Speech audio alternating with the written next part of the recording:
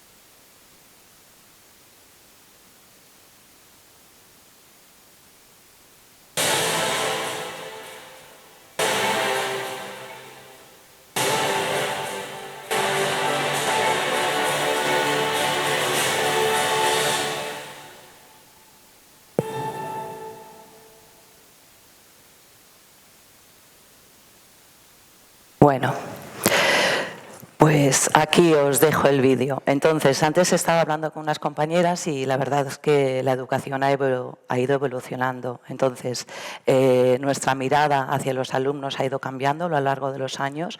Hace 15 años, a lo mejor los alumnos de alta capacidad no se veían tantos, ¿no?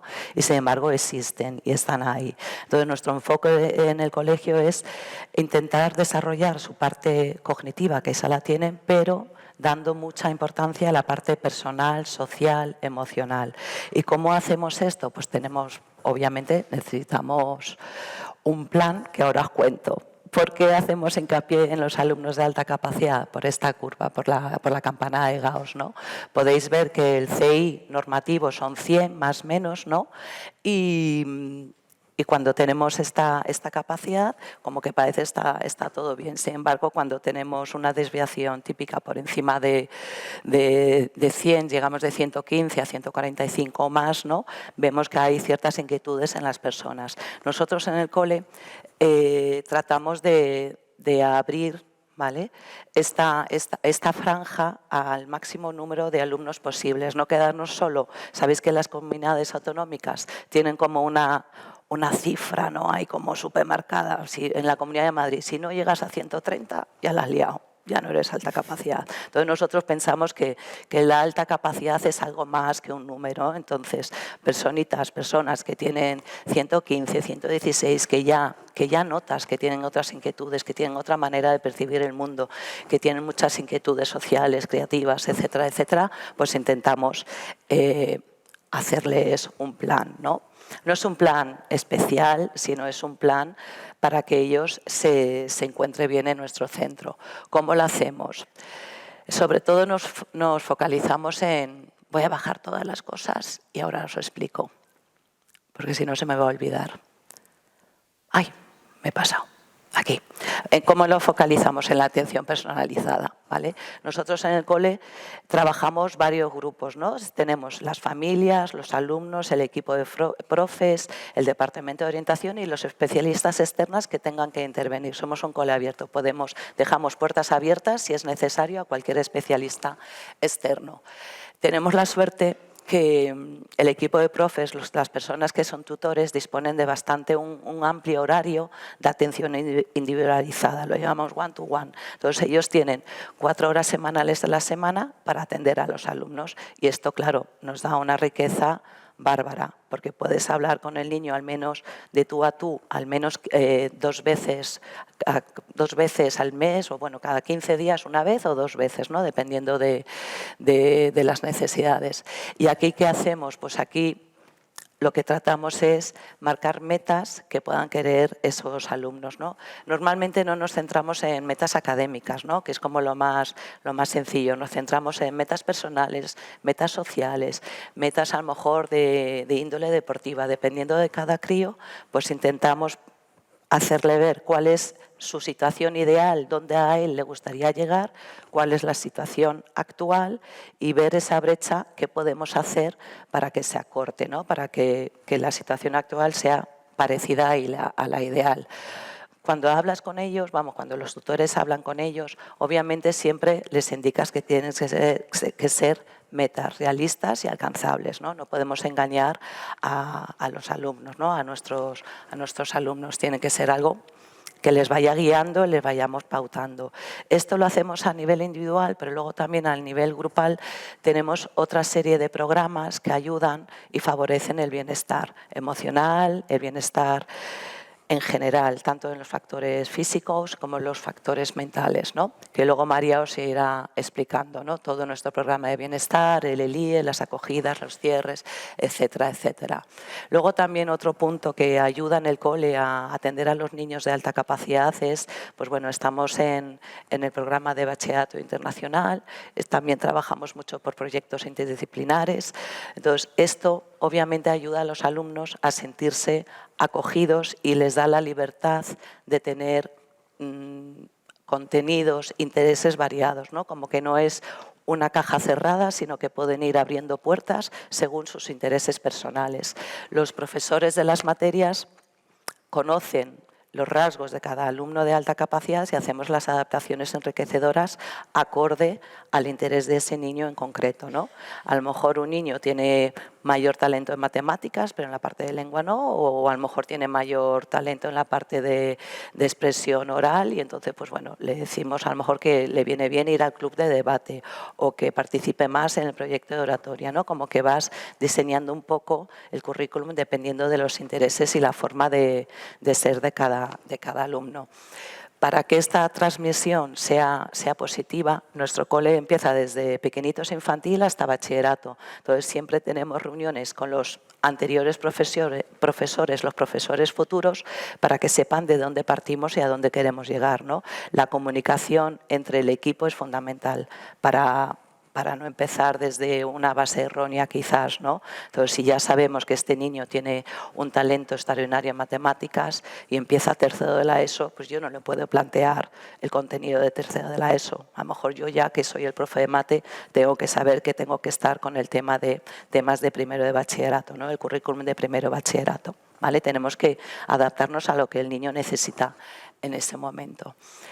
Y yo creo que os dejo ya, María, porque si no, no paro. Está.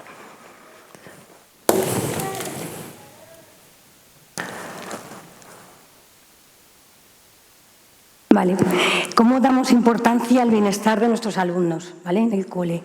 Tenemos varios bloques de los que partimos en el Departamento de Orientación, que diseñamos desde el departamento con todos los profesores, las familias. Por ejemplo, tenemos las acogidas y los cierres para los alumnos, ¿vale? En los que abordamos actividades para desarrollar las funciones ejecutivas. O por ejemplo, hay otro día en el que abordamos la noticia del día. Se habla de la noticia del día, las acogidas. Son como 15, 20 minutos como mucho cada día, por la mañana, ¿vale? Tenemos otro día que es el protagonista de la clase, que nos hablan de sus gustos, de su familia, de su mascota, de sus viajes, de lo que quieran. Es el protagonista, habla de lo que quiera. Y luego los viernes solemos hacer planes en familia. O bien los planteamos nosotros a los alumnos, o se los planteamos, o bien los alumnos los plantean, dependiendo de las edades, para toda la clase. Oye, pues podemos hacer en familia esto, que nos ha gustado mucho, se comparte, ¿vale?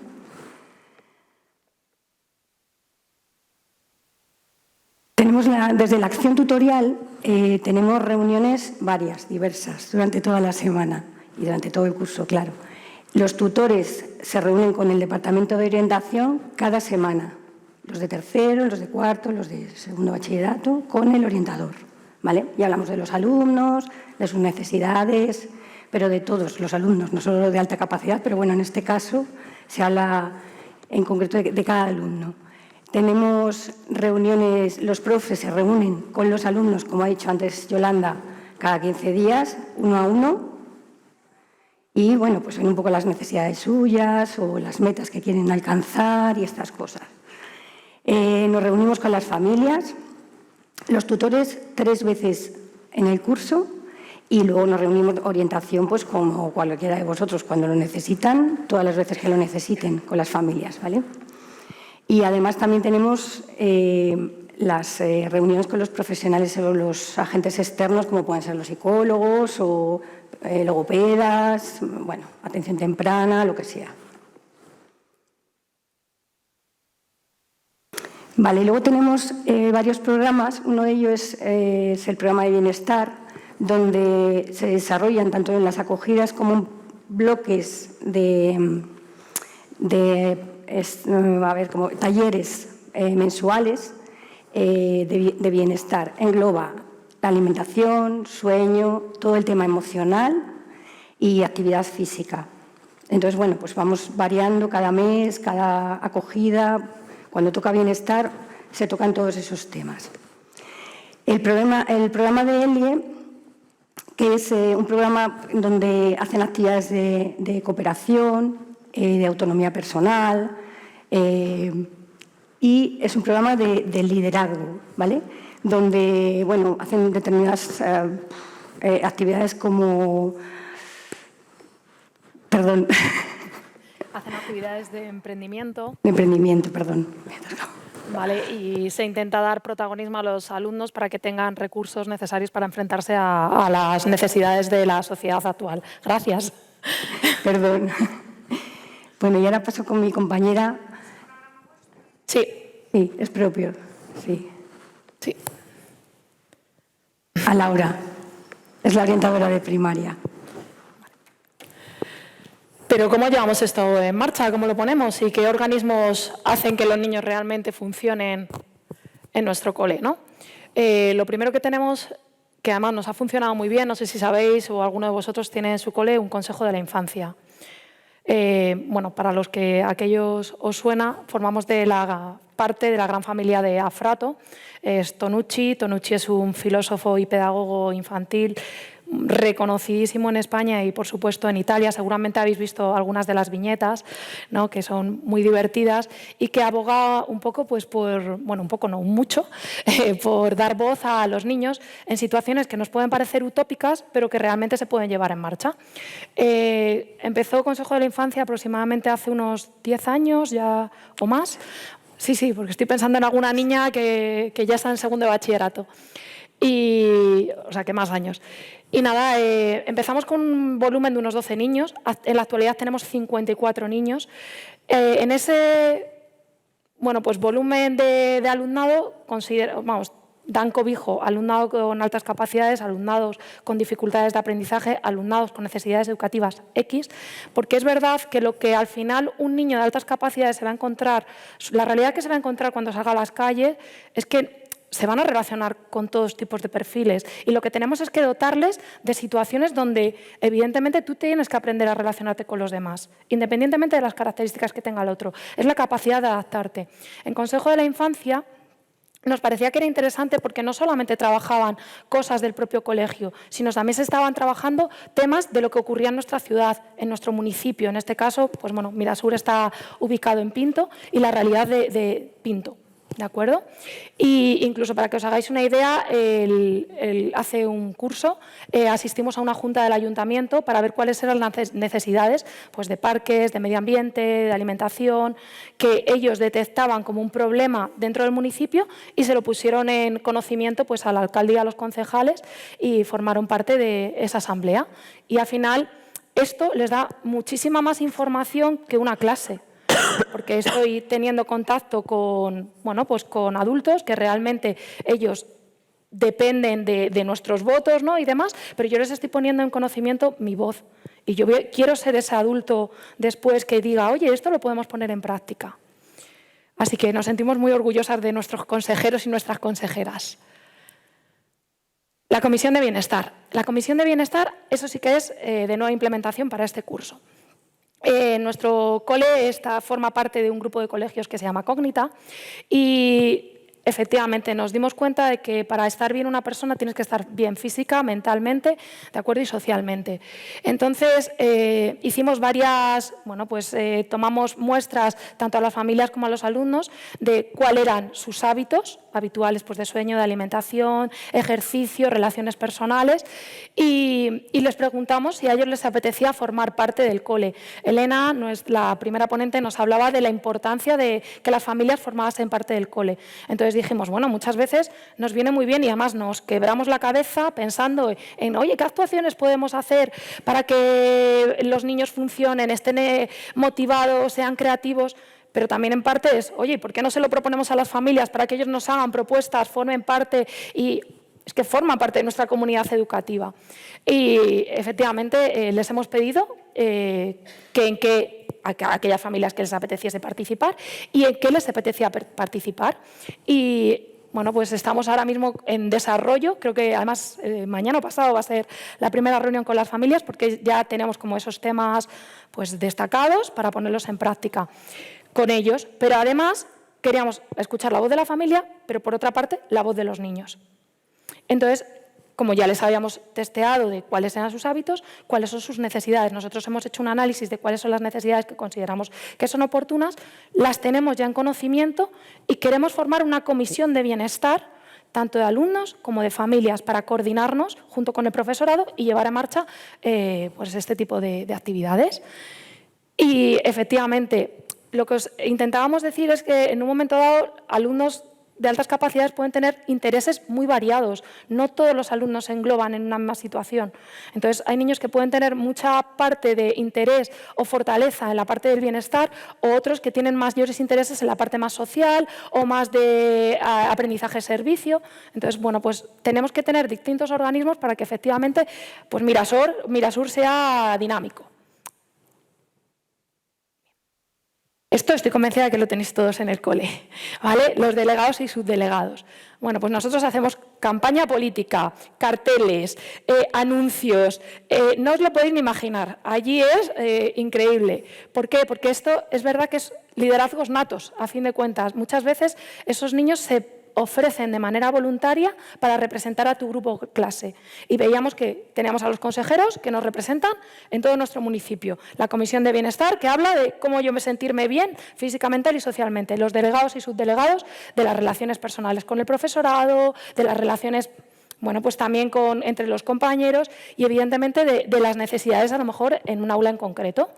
¿Vale? Pues ellos nos representan. Esto sabemos que no es ninguna novedad, o sea que estamos convencidos de que vosotros lo ponéis en marcha. Vamos, fenomenal. Las escuelas de familia, que también sabemos y somos conscientes de que las estáis llevando a cabo, pero es verdad que escuelas de familia llevamos pues 20 años o más llevándolas a cabo. La participación en nuestro cole sí que ha sido muy elevada, somos unas grandes afortunadas. También creo que la estabilidad del equipo a nivel profesional, llevamos muchos años trabajando juntas y juntos con los profes, entonces, y con las familias. Se les hace lo mismo, les preguntamos cuáles son las temáticas. Si nosotros no somos o no dominamos esa temática, intentamos contactar con profesionales para que puedan asistir, aparte de los recursos que nos proporcionan desde el ayuntamiento. Y intentamos abordar todos los temas, incluso los más peliagudos que en algunas ocasiones dices, esto me puede causar alguna dificultad porque es verdad que se puede llegar a malinterpretar. Bueno, pues es el momento para poder generar, ¿vale?, escuela, no solamente con los niños, sino también con las familias.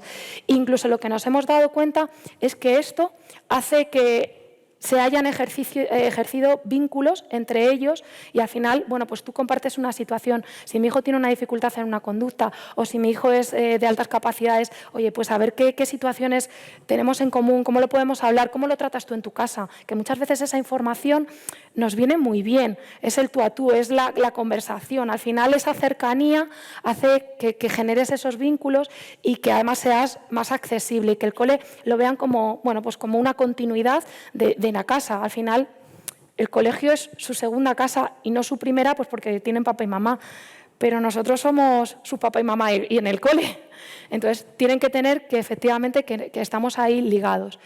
A partir de la escuela de familia, es cierto que nos han salido pues como distintas situaciones, ¿no? Una de ellas, que no la hemos puesto aquí, que sería, tenemos una comisión de festejos, donde tanto los niños como las familias efectivamente pues también vinculan y promueven ese tipo de actividades más lúdicas y ahí lo mismo, estos niños con altas capacidades, imaginaos que su fortaleza es la artística, pues tienen ahí muchísimo hueco.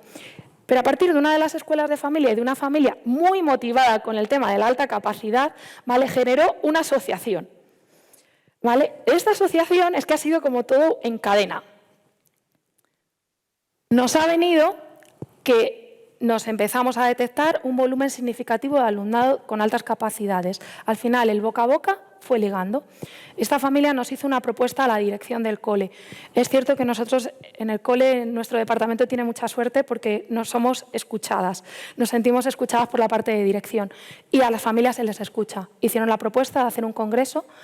Se solicitaron ponentes que vinieron y efectivamente hicimos un congreso tanto para especialistas, orientadores, profesores y familias, donde se distribuyeron talleres dependiendo del interés y donde las familias se podían ir apuntando, los especialistas también y los profesores también, porque sabemos que la cuestión de esto es intentar dar un abordaje desde un punto de vista más multidisciplinar.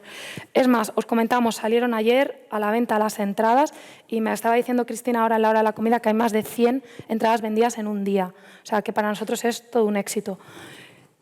Y bueno, pues ahí estaremos dando apoyo, ¿vale? Porque también nos viene bien, nosotros nos tenemos que reciclar y ver un poco dónde estamos, de dónde partimos, cuáles son las necesidades y evidentemente que los niños de altas capacidades se sientan estimulados y sientan que al final esto sea pues un rodaje y que ellos complementen esas inquietudes que pueden llegar a tener. ¿Qué ocurrió? Que del Congreso tuvimos una gran demanda en valoraciones de alta capacidad. Es lo que os decía, todo va en cadena, ¿vale? Y se tuvo que hacer un screening. Desde el departamento, nosotras evaluamos a aquellos niños que optaban la demanda, ¿vale? Intentamos ser rápidas, aunque algunas veces menos de lo que desearíamos, pero también se ofreció y se ofertó la posibilidad de hacer un pequeño screening con una editorial, ¿vale? que lo facilitó, pues para detectar o ver rasgos de niños de altas capacidades a familias ajenas al centro escolar, ¿de acuerdo? Pues que fuese accesible pues para ellos. Pues bien porque los departamentos de orientación estaban saturados o porque los EOE, evidentemente, la lista de espera se les hace demasiado extensa porque tienen muchísimas necesidades que cubrir, ¿vale? Entonces, bueno, pues todo fue en cadena. Fijaos de qué manera más simple, pero al final esa comunicación, ese boca a boca, ese escuchar al otro que tienes, pues nos ha ido llevando a donde estamos ahora. Del screening pasamos al campamento. Este es el primer año que se ha hecho un campamento con alumnado de altas capacidades o talentosos, ¿de acuerdo? Aunque también no era un requisito indispensable que fuesen alumnos con un dictamen de alta capacidad, sino niños que tuviesen intereses, bueno, pues distintos, pero que viesen alumnos con características similares. Efectivamente, este campamento fue más dirigido hacia las inteligencias múltiples de Gardner, ¿de acuerdo? Donde se hablaba de las distintas fortalezas de los alumnos y bueno, pues nos dio lugar y nos dio cobijo a niños que se sentían muy cómodos, se sentían haciendo lo que querían, se sentían estimulando y desarrollando pues, sus potenciales y al final donde yo me siento bien es donde yo estoy aprendiendo. Y ahora os vamos a contar cómo es un día en nuestro cole. Aunque sabemos que muchos de vosotros pues, ya tenéis el programa de bachillerato internacional, pero como nosotros le damos ahí bueno, pues nuestro puntito. Y os dejo en manos de nuestra compañera Cristina. Gracias. Bueno, pues lo que decía Laura os va a sonar a muchos pues, los que seguís el bachillerato internacional. Nosotros trabajamos con unidades de indagación. En infantil hacemos 4 unidades por año y en primaria 6. ¿Qué son las unidades de indagación? Al final es una especie de proyectos, ¿no? Lo que hacemos es trabajar de forma global, donde no parcelamos ninguna de las áreas o ¿no? asignaturas, ya en el caso de primaria, y se trabaja todo de una forma más global, ¿vale? Todas parten de un tema transdisciplinar. Os hemos traído a modo de ejemplo esta unidad que se llama Eureka, que en concreto se trabaja en 5 años. Y está en concreto partido de cómo funciona el mundo, ¿no? Entonces, bueno, las profesoras en la asamblea ¿no? pues empiezan a sacar temas y en este caso los alumnos llegaron al tema de los inventos.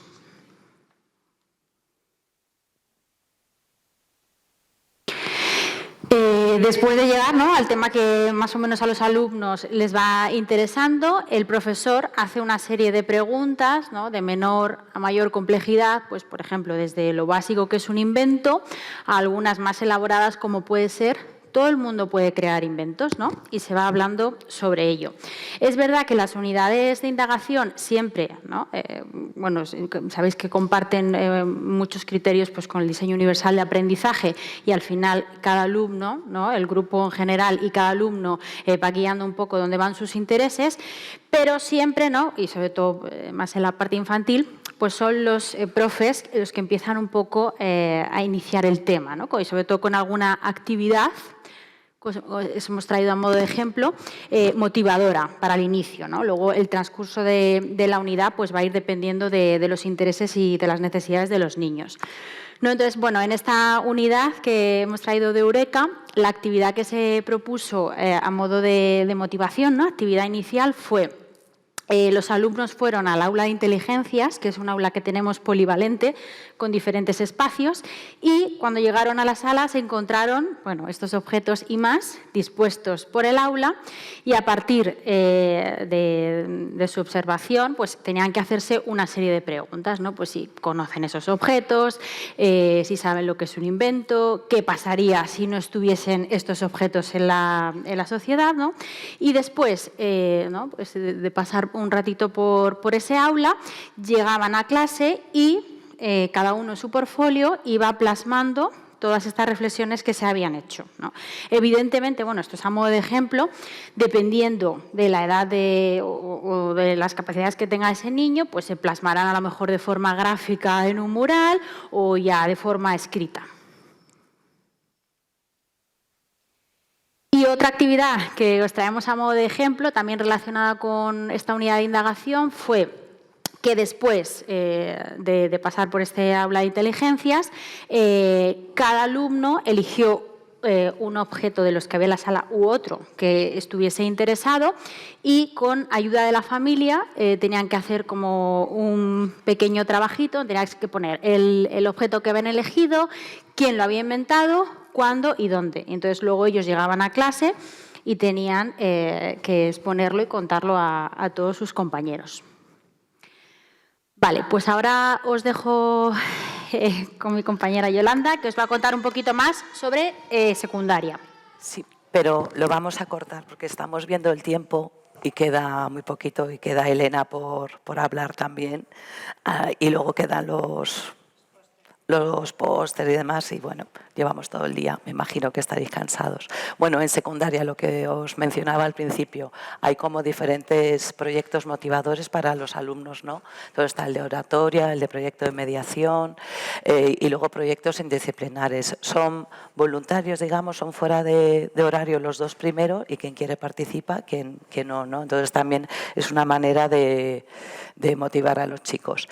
Como luego os vamos a dar la presentación, el interdisciplinar, la verdad es que es súper chulo. Luego, si queréis cotillearlo, es la agrupación de 3 materias: música, matemáticas y TPR, que es tecnología de la información y robótica. Entonces, combinan todos los saberes de las 3 asignaturas y construyen un producto final que es una ciudad domótica, ¿vale? Con música, videojuego. Ellos hacen los diseños de las casas acordes a la época histórica que tiene que ser, hacen el videojuego acorde a un compositor de la época. Entonces, es un proyecto chulo que consigue eso, motivar a los alumnos de alta capacidad, porque cada uno puede profundizar en unos intereses u otros. Y luego también teníamos un cuento precioso que os iba a contar Laura, que es Encender la noche, que no lo vamos a contar porque vamos fatal de tiempo. Pero ella quería decir una última frase con este cuento, que cuando lo leáis la entenderéis. Sí, ahora ya sí. En principio, no sé si lo conocéis, el cuento. Os hago un pequeño resumencito. Es un niño que le da terror la noche, ¿de acuerdo? No se lo vamos a leer por tiempo, si queréis después, pero es un niño que le da muchísimo terror la noche hasta que alguien le acompaña y le va quitando esos miedos. La metáfora o la analogía que queríamos hacer es que vosotros seáis la oscuridad, que se llama la niña, y seáis quienes encendáis la noche a todos vuestros alumnos, y a vosotras hoy también nos la habéis encendido a nosotras, dándonos la oportunidad de escucharnos. Muchas gracias. Cuando Elena habló conmigo en el mes de julio y me dijo, ¿qué tal ponerle voz a las familias? Pues yo, que paso muchas horas de consulta solo viendo niños de alta capacidad, pues le dije a mis niños, oye, en septiembre voy a ir a un encuentro para hablar de vosotros. Digo, de vuestros padres. Y me dijeron, Elena, pero si tú con los padres no trabajas, ¿por qué no les entiendes? Porque claro, hay muchísimos padres de niños de alta capacidad de ¿yo puedo venir? No. Entonces me dijo, sería un poco injusto que solamente hablaras de nuestros padres sin hablar de nosotros. ¿Qué te parece hablar de nosotros y a través de nosotros de nuestros padres? Y dije, pues me parece buena idea. Y claro, y me decían, ¿y cómo vas a hablar de nosotros? Y yo dije, pues a través de las cosas que en las tardes de consulta vosotros me vais contando. La única manera de que podamos descubrir de verdad qué son las altas capacidades es desde los pensamientos que los niños de altas capacidades nos pueden regalar. Porque yo siempre digo, cuando empiezo a hablar de alta capacidad, que cuando yo llegué a Estados Unidos, yo ya tenía la carrera, llevaba 5 años pasando consulta, estaba haciendo la tesis y me reúno con Renzulli y Renzulli me dice: Elena, a partir de mañana vas a visitar todas las escuelas en las que yo trabajo para meterte en todas las aulas en un proyecto de castellano. Y yo, pues perfecto. Pasa la primera semana, semanalmente me reunía con él y me pregunta: ¿cuántos alumnos hay en cada clase? Y yo, no los he contado. Y me dice: no, ¿cuántos de altas capacidades? Y yo, ¿cómo? O sea, ¿me estás diciendo que porque yo llegué a la clase voy a saber quiénes son de altas capacidades? Pues tú no eres la experta. ¿No vienes aquí para acompañarme en este proceso? Claro, y yo decía, me van a despedir. Semana siguiente, la primera pregunta: ¿cuántos has descubierto? Y claro, y así durante los 8 meses que estuve allí. Yo todas las semanas pensaba que iba a volver a España porque este hombre se iba a cansar de mí, porque yo no era capaz de decirle quiénes eran. Entonces, en la última reunión antes de venir, pues claro, ya dije, bueno, le voy a decir algunos. Él nunca me dijo si los que yo le dije eran o no eran, pero sí me dijo que me había sometido a esa pregunta porque no se puede cambiar lo que no se reconoce. ¿Y qué es lo que nos ocurre? Que cuando los padres vienen a consulta, lo primero que me dicen es que a lo mejor no es porque no le gustan los dinosaurios. Elena, que mi hijo no lee. Que es que le gusta el fútbol, pero que tiene un montón de problemas y que a lo mejor tiene altas capacidades. Entonces, claro, ¿qué nos pasa? Pues que, claro, si yo no tengo claro qué es lo que estoy buscando, la petición que hago al colegio a veces tampoco es la correcta, pero no es la correcta porque yo lo único que veo es que mi hijo está súper mal.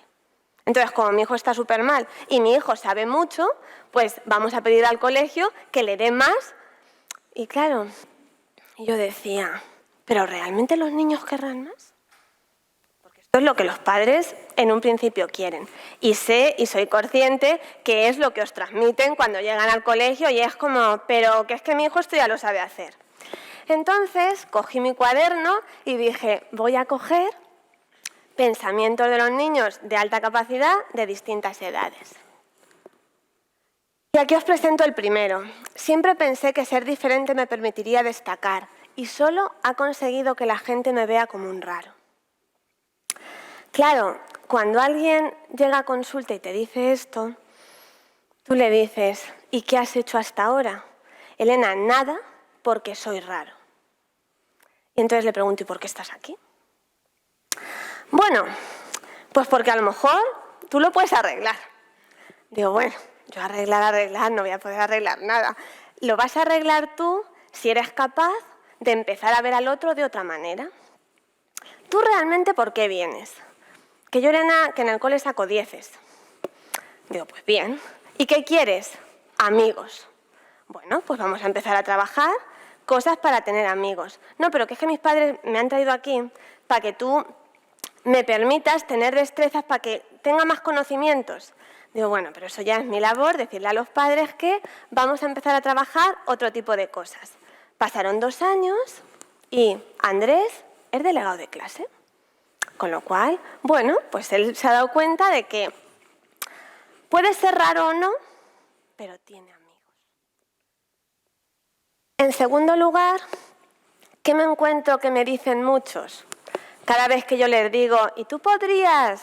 Esta es la frase, poder podría, pero ¿quiero? Porque no sé si quiero. ¿Y por qué te dicen porque no sé si quiero? Porque ellos sienten que cambiar es traicionar su esencia.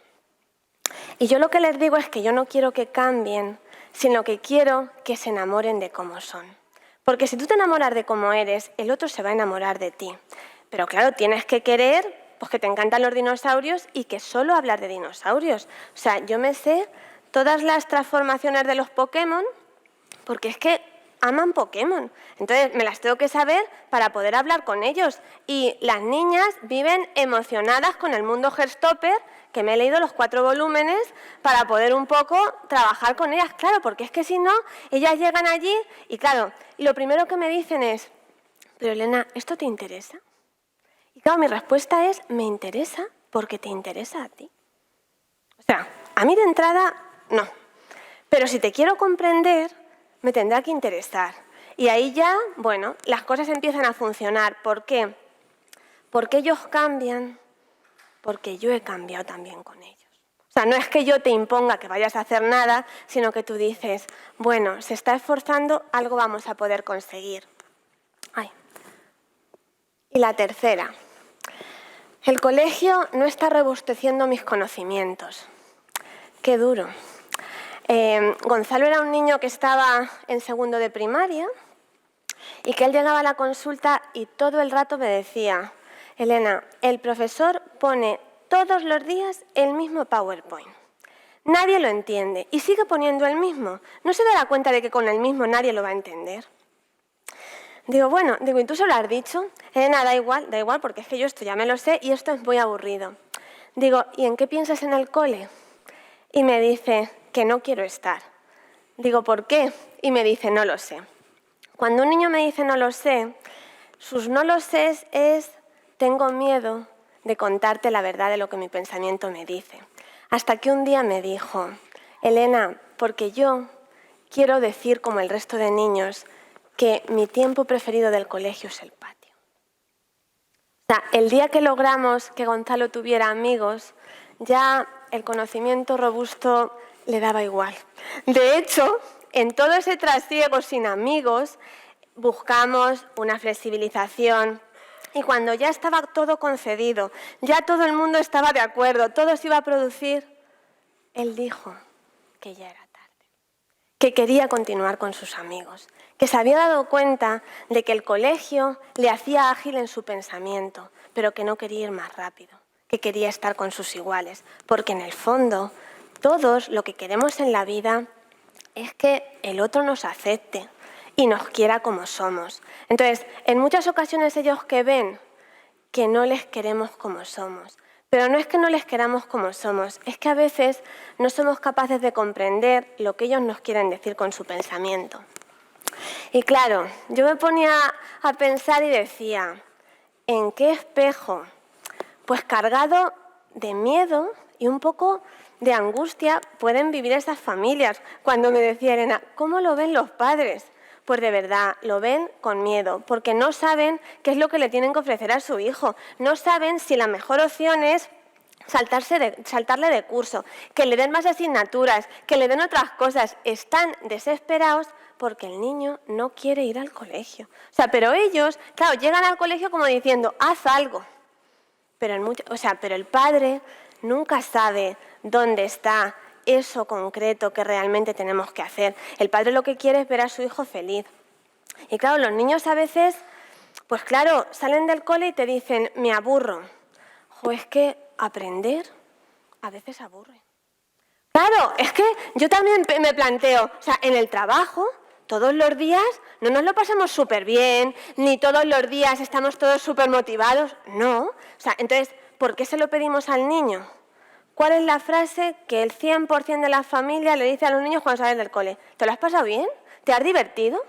Pues no. O sea, o sí, o sea, entenderme. Pero el niño empieza a grabar en su inconsciente que en el colegio te lo tienes que pasar bien. Y si no te lo pasas bien, ya estamos mal. Entonces, bueno, vamos a empezar a ver que estudiar requiere esfuerzo. ¿Y qué le ocurre a la mente de alta capacidad? Pues que pasa por la educación infantil y primaria con esfuerzo inexistente.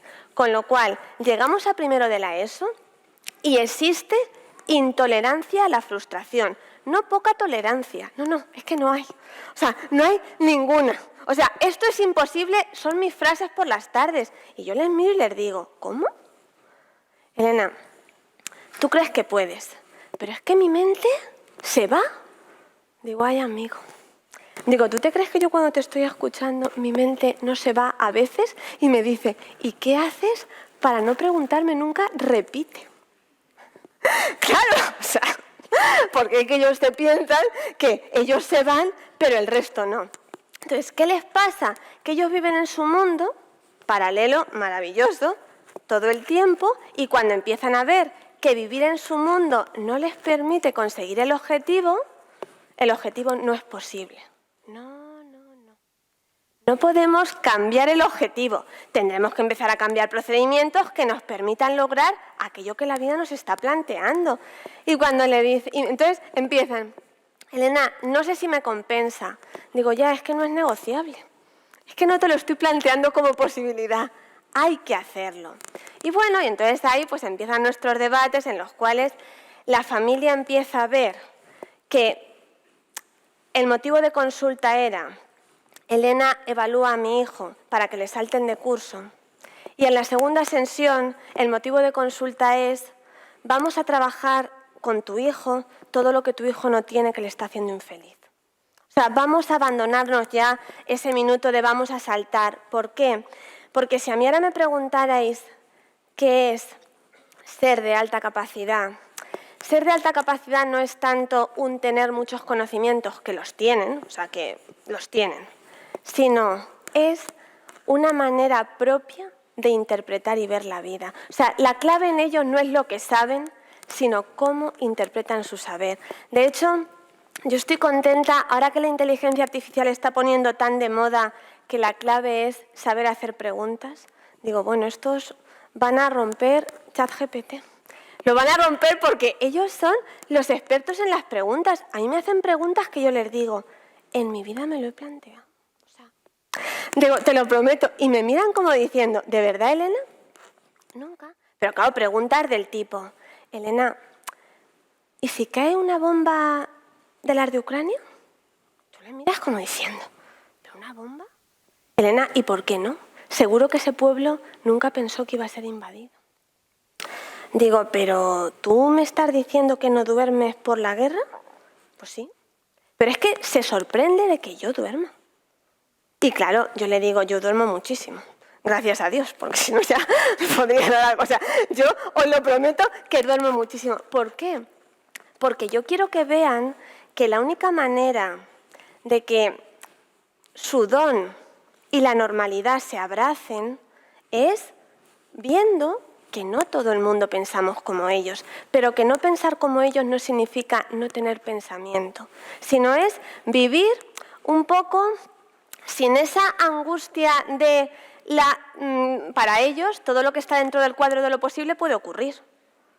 Bueno, para nosotros hay muchas cosas que desechamos y decimos, esto es imposible. Yo digo, y es lo que más me preocupa de ellos, que el ser humano tiene algo que es predisposición al optimismo.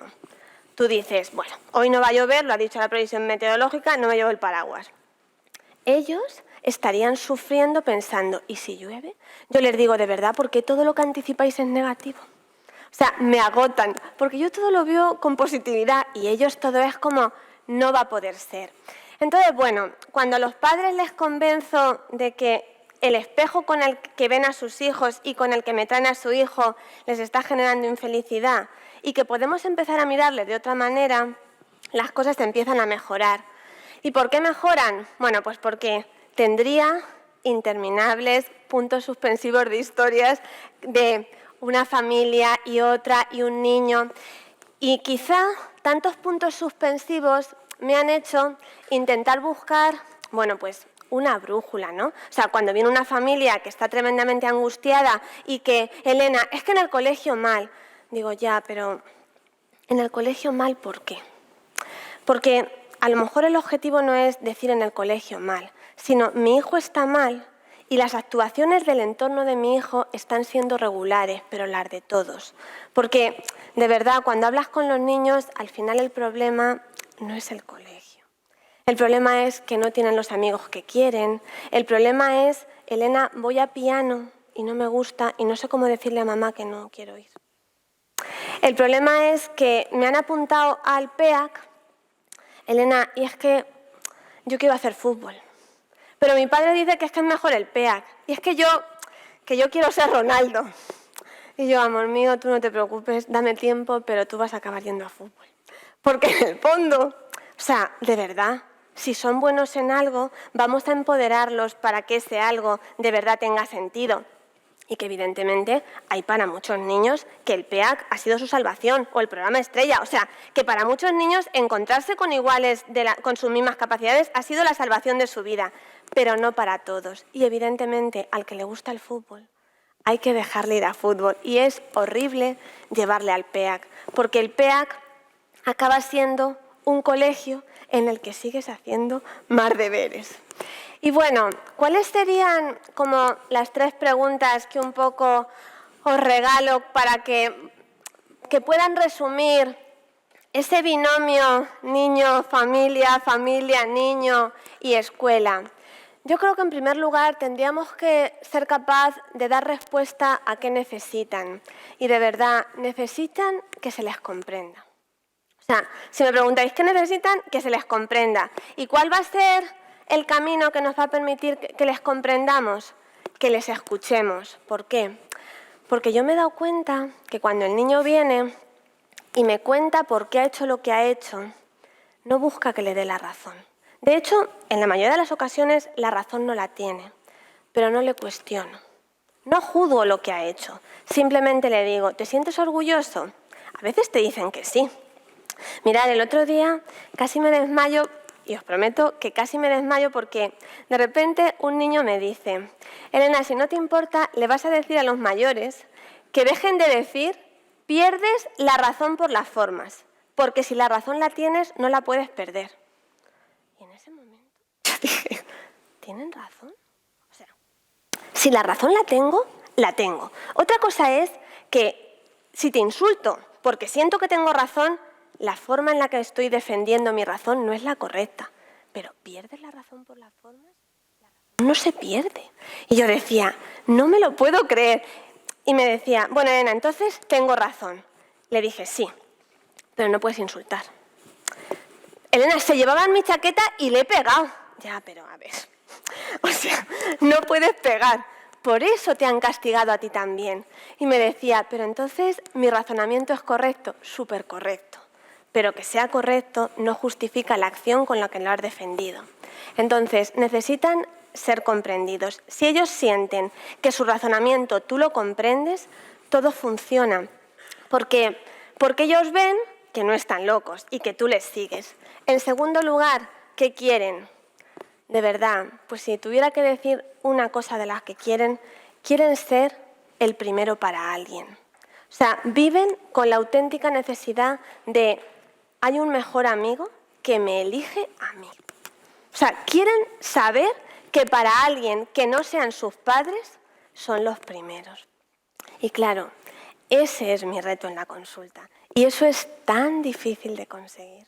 Porque claro, es ese binomio en el cual encuentren a alguien que sea capaz de verles y que encuentre con ellos, bueno, pues la magia que realmente ellos tienen, porque son niños tremendamente maravillosos, pero claro, les falla, bueno, pues esas formas, esa manera en la que no les entendemos, pero eso es lo que quieren.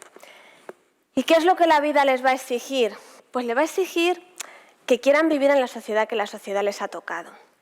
Les va a exigir que dejen de imponer que porque su razonamiento sea correcto, su razonamiento es válido, porque eso es lo que buscan todo el rato.